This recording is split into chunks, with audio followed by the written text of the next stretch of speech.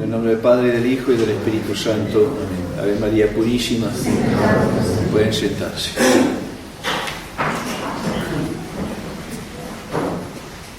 Estamos celebrando entonces hoy la Epifanía del Señor, la adoración de los Reyes Magos, la manifestación, eso quiere decir Epifanía, manifestación.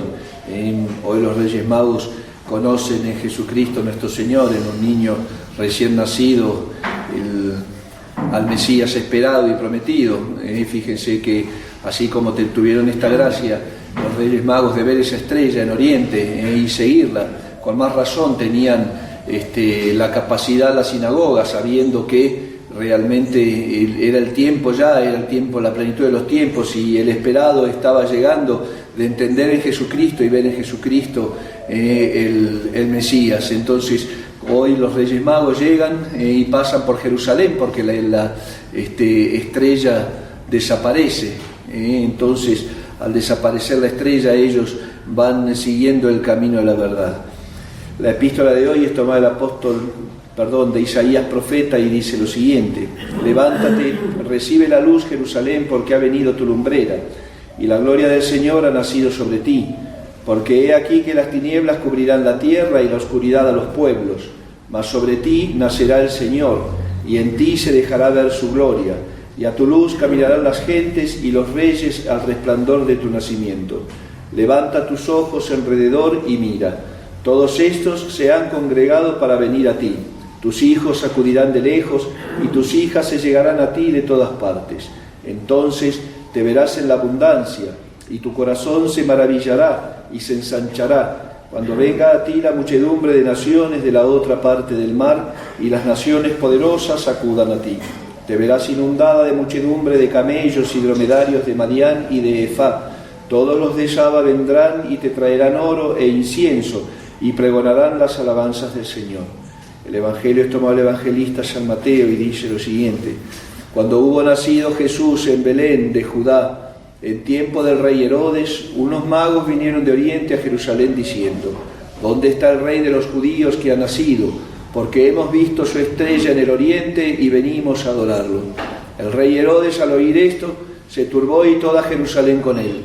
Y convocando a todos los príncipes de los sacerdotes y a los escribas del pueblo, les preguntaba dónde había de nacer el Cristo.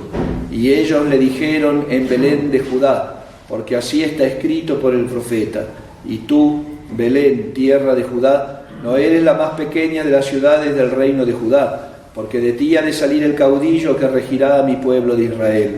Entonces Herodes, llamando en secreto a los magos, se informó de ellos cuidadosamente acerca del tiempo en que les apareció la estrella, y enviándolos a Belén les dijo: id e informaos cuidadosamente del niño, y cuando lo hayáis encontrado, hacedmelo saber para que yo también vaya a adorarlo.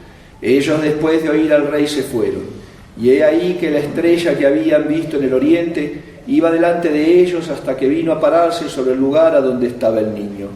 Al ver de nuevo la estrella, recibieron gran contento, y entrando en la casa hallaron al niño con María su madre, y postrándose le adoraron, y abiertos sus tesoros le ofrecieron como dones oro, incienso y mirra. Mas habiendo sido avisados en sueños que no volviesen con Herodes, regresaron por otro camino a su país. Hoy el Evangelio nos muestra dos actitudes muy diferentes realmente que toma el ser humano en el conocimiento de Dios. Primero es la prontitud de estos reyes, de estos sabios de Oriente que se juntan en el camino, los tres en distintos lugares, ven la misma estrella y entendiendo que era un signo diferente, que no había estado en el cielo en otros tiempos, ellos que estaban acostumbrados a ver el curso de los tiempos en las estrellas, entonces dándose cuenta enseguida levantan su campamento y van para donde la estrella los guiaba. Santo Tomás de Aquino dice que esta estrella fue creada especialmente por Dios para eso, y después desaparece, se destruye, cuando ha cumplido ya con su objetivo de llevar a los Reyes Magos y de anunciar al Salvador. Ellos, viendo entonces en esta estrella algo diferente y algo que esperaban, porque ya también habían profecías paganas sobre la venida del Mesías. Recuerden que los documentos y y las pruebas de la existencia de Cristo fueron probadas también pues, por paganos y aún por judíos. Es más, por judíos justamente hoy esa actitud, no solamente del rey Herodes, que él no era judío, pero sí de los que lo rodeaban. El Evangelio dice justamente que llama a los sacerdotes de la sinagoga y a los sabios, a los escribas y a los fariseos, y preguntarles sobre Belén, porque él no entendía nada. Cuando llegan los Reyes Magos a Jerusalén y se presentan ante Herodes a decirle, ¿sabe qué? Vimos la estrella en Oriente, venimos a adorar al rey que les ha nacido. Herodes, que no tenía idea, llama a quienes sí tenían idea y sabían, a los sacerdotes y a los sabios, aquellos que integraban el consejo que debía guiar el pueblo, a la sinagoga. Y estos le dicen, la verdad, sí, está escrito por Isaías profeta que el caudillo que va a regir Israel nacerá en Belén. Un pequeño pueblito era en ese tiempo. Y tú, Belén de Judá, no serás el mínimo en la tierra de Israel, porque de ti ha nacer el caudillo que regirá mi pueblo, decía la profecía del Antiguo Testamento. Entonces fíjense qué necedad de estos sacerdotes y qué oscuridad de sus mentes y de sus corazones, que sabiendo que Dios nuestro Señor es el Mesías, después lo niegan. Y no solamente lo niega, porque además enseña la historia que estaban todos de acuerdo, sabían lo que Herodes iba a hacer con los niños, con los santos inocentes después, y no se opusieron. Entonces, fíjense la actitud de los Reyes Magos, la prontitud para escuchar la voz de Dios y seguirla, y la prontitud del pecador para callar la voz de Dios en sus conciencias y no seguirla, para poder seguir una vida de pecado. Recuerden que la interpretación que hacía la sinagoga de las profecías mesiánicas era de un rey poderosísimo que iba a levantar las armas en contra del pueblo romano, del imperio romano. Entonces esa fue su desilusión cuando vieron que nuestro Señor predicaba la ley de la caridad, ¿no es cierto? Que la santa fe católica se extendió por el mundo sin derramar una gota de sangre, como guerra. Por supuesto que derramaron durante los primeros siglos, 300 años de cristianismo, 17 millones de mártires, confesando la fe de Jesucristo, confesando la fe católica. Entonces, fíjense cómo nosotros también en estos días de hoy tenemos que aprender de los Reyes Magos, y tenemos que aprender de Herodes y de la sinagoga, ojo, porque uno habla siempre de la virtud. Está bien, hay que seguir la virtud, por supuesto, pero la parte negativa de lo que es la vida espiritual no la tenemos que olvidar, porque es la que prima muchas veces, y es esa dejadez para seguir la voluntad de Dios, digamos así.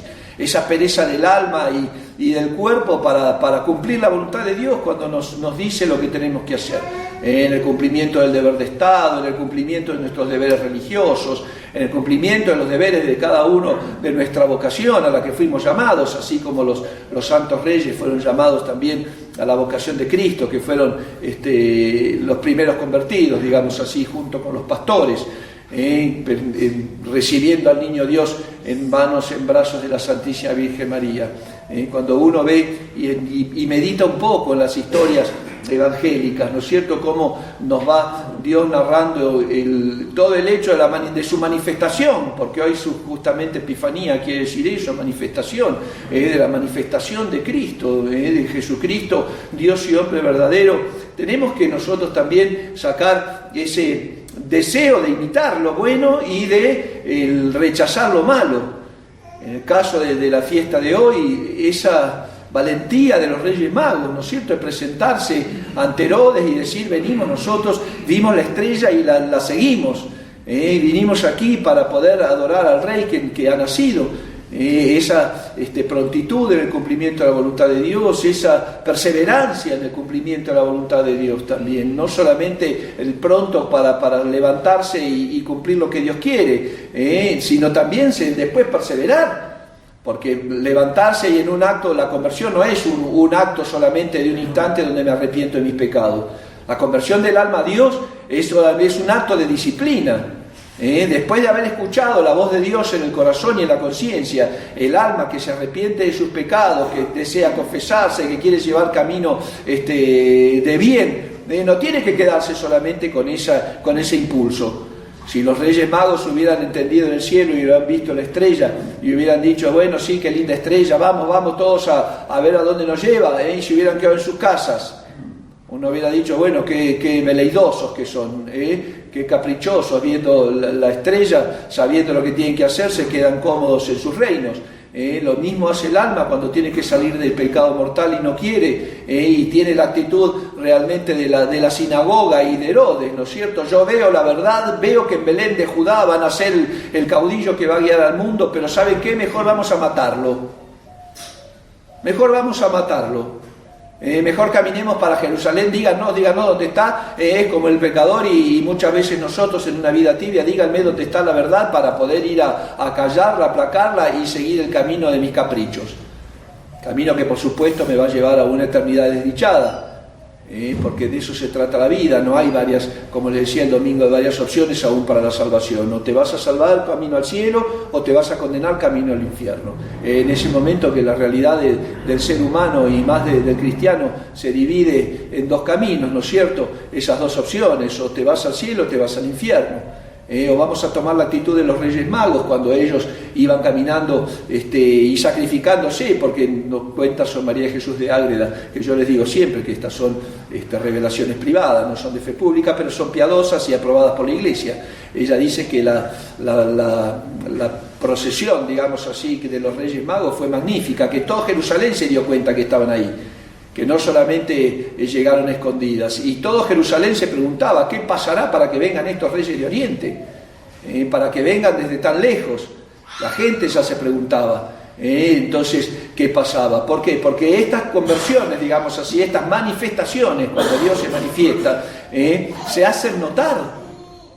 Se hacen notar. Entonces, cuando el alma entiende la manifestación de Dios en su corazón, ya sea cuando viviendo en gracia se quiere llevar una vida de santidad, es decir, de caminar de mejor en mejor, en el cumplimiento fiel de la voluntad de Dios, o salir del pecado, la conversión, para poder caminar el camino de la gracia, el alma lo siente, lo ve, lo entiende. No es un sentimiento religioso, digamos así, lo siente en cuanto a ese deseo profundo de mudar de vida. Por eso no nos hagamos tontos, digamos así, ¿no es cierto?, aplastando en nuestras conciencias la voz de Dios. Y cuando Dios se manifiesta en nuestros corazones, tenemos que seguirlo, aunque el resultado sea después el martirio. Quizás en nosotros, como fue en los Reyes Magos, que murieron mártires, después de haber recibido la gracia de la fe, pero en nosotros ese martirio es un martirio a fuego lento de toda la vida. Como decía un autor espiritual, que así es el cumplimiento de la voluntad de Dios, un martirio alfinerazos. No me van a clavar con una lanza, cortar la cabeza o desangrarme. Me van a ir, el martirio de la vida diaria es de a poquito. Es de renunciar a la pereza, es de practicar la caridad, es de no perder el hábito de la oración, de la mortificación, del rechazo de las tentaciones, de practicar la virtud de toda una vida. De toda una vida, exactamente, es una buena expresión, un martirio a fuego lento. Pues ese tiene que ser el pensamiento de un buen cristiano, y sacar ejemplo de estos reyes, de estos grandes sabios que usaron su sabiduría para conocimiento de la verdad. Usemos la inteligencia para conocer a Dios en nuestros corazones y seguirlo. Y siempre, ¿cómo no puede terminar un acontecimiento tan importante sin la intervención de la Santísima Virgen María? Pues por supuesto que fue ella la que se los ofreció al niño Dios y que se lo mostró, porque era un niño recién nacido. Por eso, hijos míos, vamos a pedir a Nuestra Señora en esta fiesta, que como Dios siempre quiere manifestarse, siempre, porque para eso Dios, nuestro Señor se encarnó, para ser conocido, para que sea seguido, para conocimiento del camino de salvación. Entonces, que le pidamos a Nuestra Señora que nosotros, pensando y meditando en todas estas cosas, no dejemos que esa manifestación de Dios nuestro Señor se apague en nuestros corazones, que no tengamos un corazón herodiano, digamos así, un corazón de Herodes, que tengamos un corazón como los Reyes Magos, que vayamos al cumplimiento de la ley de Dios con prontitud, con perseverancia, con humildad, porque realmente ir a hincar las rodillas ante un niño y ver en un niño de pocos días de nacido al Mesías, hay que ser humildes. Por eso la soberbia de Herodes lo perdió. Pidámosle a Nuestra Señora entonces esa fortaleza en el cumplimiento de la voluntad de Dios, y del seguimiento de Cristo, cueste lo que cueste. Por supuesto que la vida cristiana exige sacrificios. Exige sacrificios, porque la naturaleza, después del pecado original, siempre nos va a inclinar a lo más cómodo, a no salir de esa zona del confort de jamás sufrir, jamás morir, de ser feliz aquí, de ser feliz en la eternidad, de buscar esa felicidad con locura, sin ver el camino de la gracia. Claro que la vida cristiana exige sufrimiento, todo.